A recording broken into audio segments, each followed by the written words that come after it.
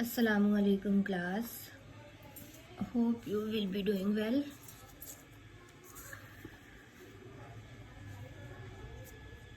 Okay class, आज हमने करना था, लास्ट टाइम हम पढ़ चुके थे insulin and it's physiological effects, ऐसा ही है ना।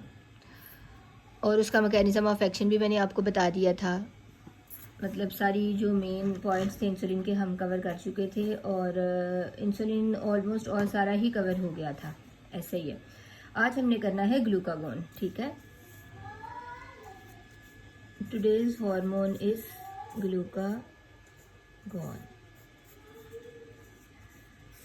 अच्छा क्लास, अब ये हार्मोन हम पैंक्रियाज में पढ़े हैं। पैंक्रियाज में ही क्यों पढ़े हैं?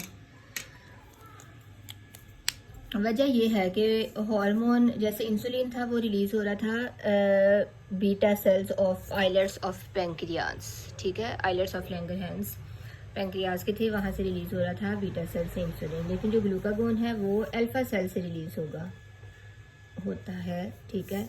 And it gives opposite effect to that of insulin. Insulin से बिल्कुल ऑपोजिट इफेक्ट्स देता है, ठीक है। साइट ऑफ रिलीज इसका क्या हो गया? Alpha cells of islets of Langerhans in pancreas gland. और इफेक्ट क्या है इंसुलिन का?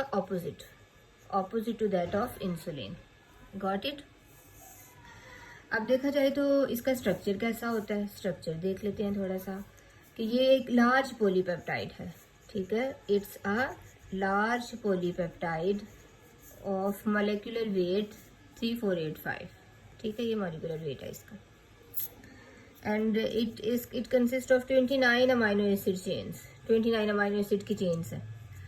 अब क्लास, ये हार्मोन जो है इसको हम कहते हैं, जैसे आपको याद है हमने इंसुलिन को कहा था कि this hormone is associated with energy abundance, ठीक है। जितने कार्ब्स डाइट में ज़्यादा होंगे उतना ही जो इंसुलिन है वो ज़्यादा रिलीज होगा। तो वो क्या कर रही थी? ब्लड ग्लूकोज कॉन्सेंट्रेशन को फिर कम करवाती थी, ठीक है। क्योंकि ज़्यादा कार्ब डाइट लेने से ग्लूकोज का लेवल बॉडी में राइज कर रहा था ब्लड में। लेकिन ये ग्लूकागोन का क्या काम है? इसका इंसुलिन के ऑपोजिट इफेक्ट है। तो ये क्या करेगा?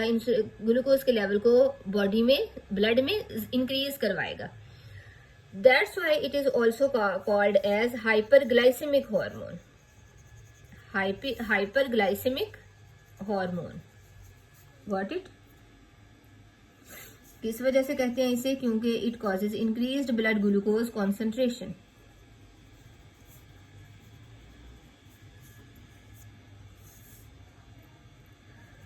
नेक्स्ट हम देख लेते हैं इसके फिजियोलॉजिकल इफेक्ट्स। ये छोटा सा ही हार्मोन है, मतलब कोई इसका इतना, जैसे हमने पढ़े थे इंसुलिन के इफेक्ट्स, थायराइड, थायरॉक्सिन के इफेक्ट्स पढ़े, ग्रोथ हार्मोन के पढ़े, फिर आपको मैंने एल्डोस्टेरोन, कोर्टिसोल भी करवा दिए हुए हैं ना एड्रिनल ग्लैंड के। तो उनके बहुत ज़्यादा वाइड स्प्रेड उनके इफेक्ट्स हैं। लेकिन जो ग्लूकागोन है ये छोटा सा साथ हार्मोन है। मोस्ट ऑफ द टाइम अगर इन केस आपको शॉर्ट क्वेश्चन में आ जाए तो इसलिए करवा रही हूँ, अदरवाइज लॉन्ग क्वेश्चन में ये नहीं आता। अच्छा, तो फिजियोलॉजिकल इफेक्ट्स क्या है इसके? It causes increased glycogenolysis. Glycogenolysis means, lysis means breakdown, glycogen breakdown. ये क्या करवाता है? ग्लाइकोजन को तोड़ता है। जब ग्लाइकोजन लीवर में टूटेगा, लीवर में ये काम कर रहा है ना, तो जब ग्लाइकोजन लीवर में ब्रेकडाउन होगी तो कन्वर्जन किस में होती जाएगी? ग्लूकोज में। तो लीवर जो है वो ग्लूकोज बना के कहाँ पे डालता जाएगा? ब्लड में। तो ब्लड कॉन्सेंट्रेशन जो है वो ग्लूकोज की इंक्रीज करती जाएगी, ठीक हो गया। नेक्स्ट क्या है? लीवर में ही ये काम भी होता है, दूसरे वाला भी। एक तो ये होगा ना इंक्रीज ग्लाइकोजिनोलाइसिस, नंबर 2 पे इंक्रीज ग्लूकोनियोजेनेसिस।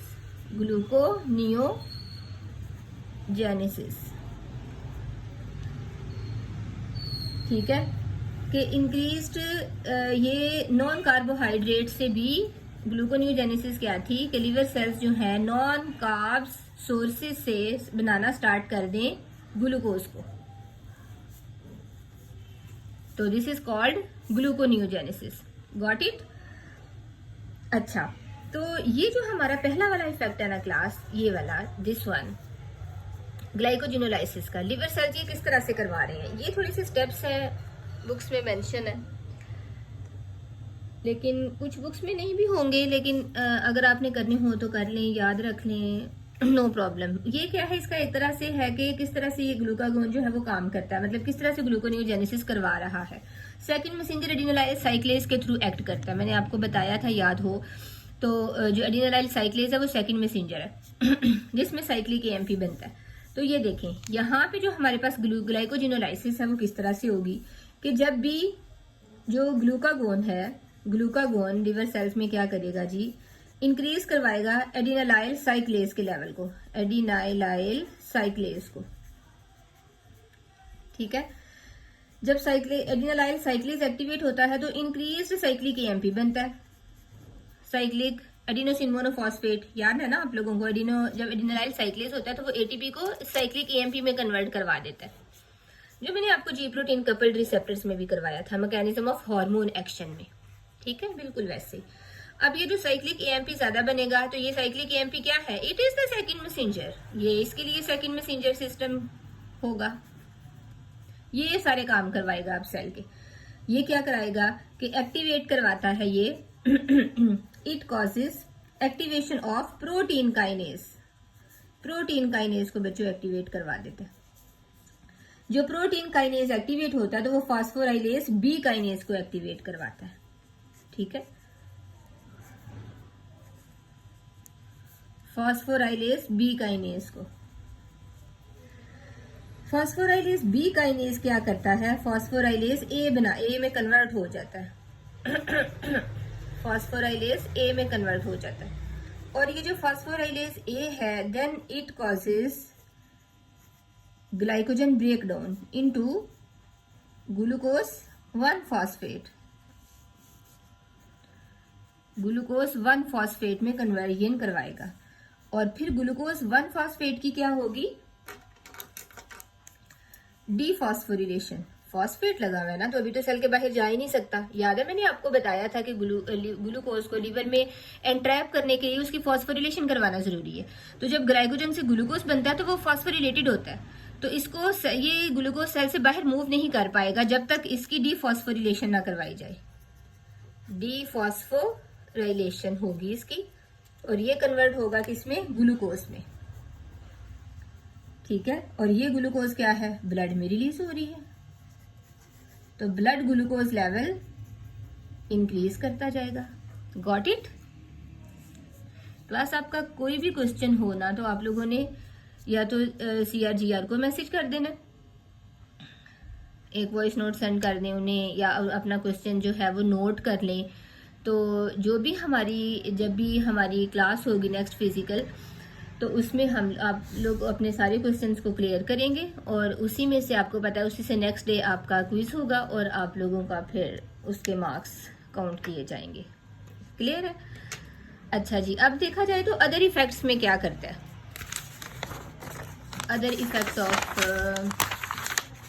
इसके लिए ग्लूकागोन के और क्या काम करवाता है। मतलब मैंने आपको बताया इंक्रीज्ड ग्लूकोनियोजेनेसिस कराया, अभी पीछे बता के आई हूँ, ठीक है ना। इंक्रीज्ड ग्लूकोनियोजेनेसिस, अब मैंने आपको बताया नॉन कार्बोहाइड्रेट सोर्स से बनाना ग्लूकोज को, लीवर काम करवा रहा है।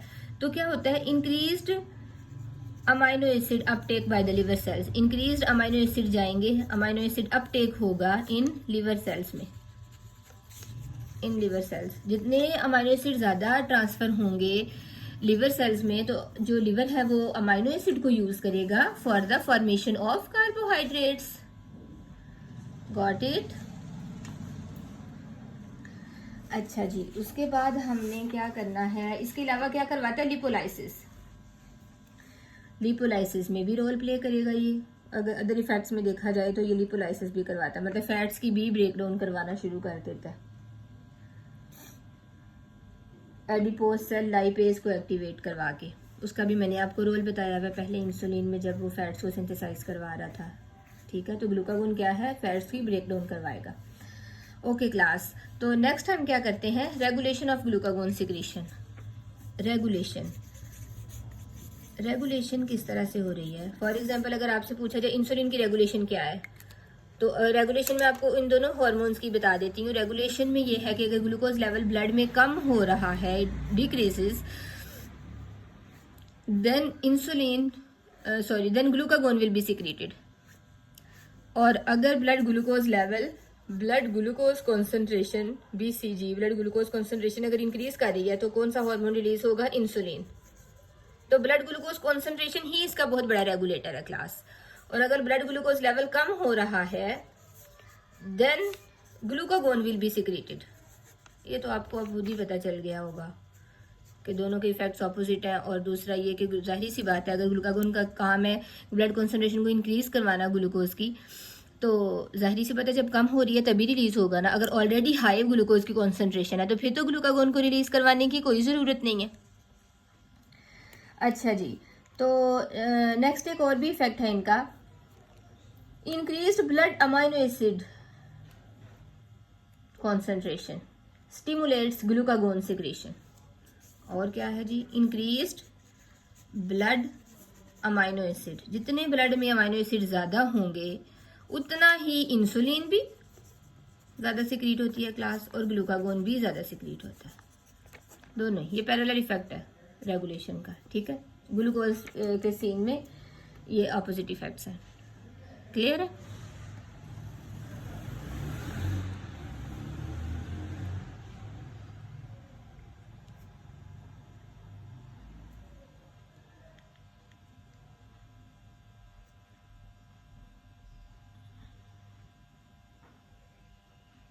इसी तरह अगर आपसे ये क्वेश्चन पूछा जाए कि ब्लड ग्लूकोज रेगुलेशन बताएं, कि ब्लड ग्लूकोज जो कंसंट्रेशन है वो रेगुलेट हो रही है क्लास, तो उसमें वो किस तरह से रेगुलेट हो रही है? तो जितना हम पढ़ चुके हैं वो सारी ब्लड ग्लूकोज को तो रेगुलेशन में पढ़ा, ठीक है, कि उसमें लीवर का क्या काम है। तो लीवर, याद रखिएगा कि लीवर जो है एक बहुत important blood glucose buffer system provide करता है, ठीक है। ब्लड ग्लूकोज बफर है,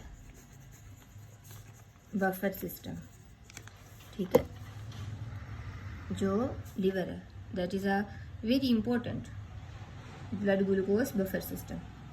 क्योंकि आपको पता है यहीं ग्लाइकोजन जाके स्टोर भी होना था। जब ग्लूकोज एक्सेस में होगा तो जितना वो एक्सेस में स्टोर हो के बाकी उसकी फैट्स बननी शुरू हो गई थी। याद है ना आप लोगों को लास्ट टाइम लेक्चर जो हमने फिजियोलॉजिकल इफेक्ट्स पढ़े थे। और इसी तरह अगर कम होगा ग्लूकोनियोजेनेसिस के थ्रू इंक्रीज ब्लड ग्लूकोज की कॉन्सेंट्रेशन करवाई जाएगी और ग्लाइकोजन को ब्रेक डाउन करके इंक्रीज करवाया जाएगा। So that's why the liver is a buffer.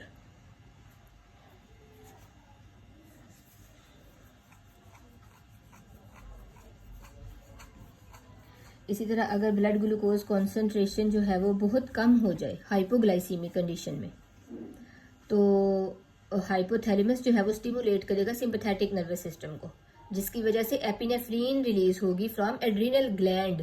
वही जो एड्रीनल मेडल्ला था, हमने कॉर्टेक्स के हार्मोन पढ़े थे ना, और मैंने आपको बताया था कि मेडल्ला के जो हार्मोन है वो डायरेक्टली नर्वस सिस्टम के कंट्रोल में है, सिंपैथेटिक सप्लाई है उनके ऊपर।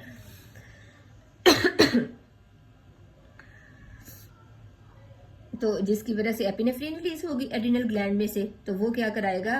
Further increases release of glucose from the liver. तो वो और ज्यादा ग्लूकोज को रिलीज करवानी शुरू कर देगी लिवर से। तो इस तरह हाइपर जो सीवियर टाइप की जो हाइपोग्लाइसेमिक कंडीशन है उसे कोप अप किया जाएगा। Got it? अच्छा, अब अगर पूछा जाए आपसे कि इम्पोर्टेंस क्या है, ये मैंने आपको बताई है blood glucose regulation. Overall blood glucose regulation किस तरह से हो रही है हम पढ़ चुके हैं ये सारा, लेकिन उसी की मैंने आपको एक समरी बता दी। इसे मैंने राइट डाउन नहीं किया, लेकिन आप लोगों ने इसे लिख लेना है कि इसमें मैंने क्या बताया आपको। मैंने सिंपल जस्ट यही बताई है, सिर्फ लिखा है, ठीक है।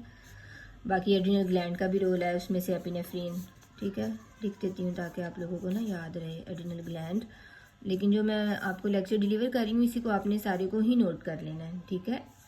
एड्रिनल ग्लैंड में से क्या रिलीज होगी? सिंपैथेटिक नर्वस सिस्टम से एपिनेफ्रीन, यस। और ये क्या कराएगी? ब्लड ग्लूकोज की कॉन्सेंट्रेशन को इंक्रीज करवाएगी। अच्छा क्लास, नेक्स्ट क्या है हमारे पास के मैंने आपको बताया कि ब्लड ग्लूकोज की कॉन्सेंट्रेशन को ही रेगुलेट करना क्यों पड़ रहा है, मतलब हम इतना क्यों इसके ऊपर एम्फेसाइज कर रहे हैं कि ब्लड ग्लूकोज कॉन्सेंट्रेशन को रेगुलेट होना चाहिए। फर्स्ट ऑफ ऑल मैंने एक पॉइंट तो आपको पहले ही बता दिया था कि इंसुलिन, वो हमने इंसुलिन के फिजियोलॉजिकल इफेक्ट्स में पढ़ा था लैक ऑफ, इस हमने इस टॉपिक से पढ़ा था, lack of effect of insulin on the glucose uptake by the brain cells, के ब्रेन सेल्स के ऊपर इंसुलिन कोई इफेक्ट नहीं देती। आपको पता है कि ब्रेन को सिर्फ इंसुलिन, ब्रेन को ग्लूकोज चाहिए, एनर्जी चाहिए सिर्फ ग्लूकोज की फॉर्म में, फैट्स कुछ नहीं कर सकती उसके लिए, प्रोटीन्स कुछ नहीं कर रही। तो फिर अगर हमें ये पता है तो इसका मतलब है ब्लड ग्लूकोज लेवल को रेगुलेटेड होना चाहिए, ताकि इतना कम भी ना हो कि ब्रेन को ही ग्लूकोज ना पहुंच पाए, जिसकी वजह से भी प्रॉब्लम्स होंगे। और अगर ब्लड ग्लूकोज लेवल बहुत ज़्यादा हो जाए, जिसकी वजह से क्या हो जाएगी, सेलुलर डिहाइड्रेशन, क्योंकि ऑस्मोटिक ग्रेडियंट जनरेट हो जाएगा ब्लड में, एक्स्ट्रा सेलुलर फ्लूइड में, जिसकी वजह से जो सेल्स जो हैं वो अपना भी जो वाटर कंटेंट है वो बाहर लूज करना शुरू कर देंगे एक्स्ट्रा सेलुलर फ्लूइड में। It will cause dehydration. उसके अलावा रेटिना को, जर्मिनल एपिथेलियम को ऑफ द गोनेड्स, इन सब को सफिशिएंट सप्लाई चाहिए ग्लूकोज की फॉर्म में एनर्जी के लिए, ठीक है। तो ये इंपॉर्टेंस है कि ग्लूकोज को ब्लड में रेगुलेटेड ही रहना चाहिए।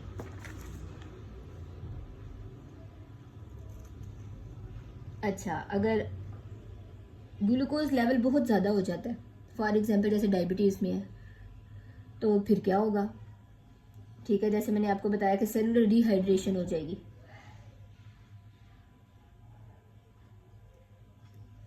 जब ब्लड ग्लूकोज बहुत ज़्यादा राइज कर जाए तो क्लास, यही जो ब्लड ग्लूकोज है, excess amount of glucose is secreted in the urine, urine से एक्सक्रीटेड होता जाएगा बॉडी से। तो इसलिए यूरिन एनालिसिस से भी पता चलता है कि पेशेंट को डायबिटीज़ है या नहीं, ठीक है।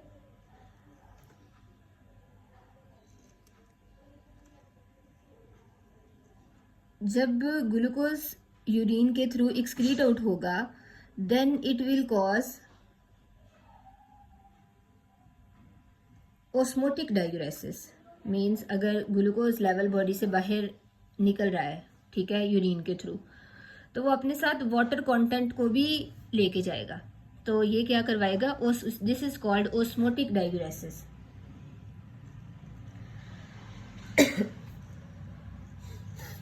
इसके अलावा अगर काफ़ी देर तक ही इसी तरह long term increase blood glucose levels रहेंगे, तो ये सेलुलर डिहाइड्रेशन करवाएंगे, माइक्रोवास्कुलर डैमेज करवाएंगे, vascular diseases, heart diseases, stroke, heart attacks, and organ damage. इसीलिए हार्ट ब्लड ग्लूकोज की regulation is most important. Got it, this is all about the glucagon. Okay class, next है हमारा diabetes mellitus.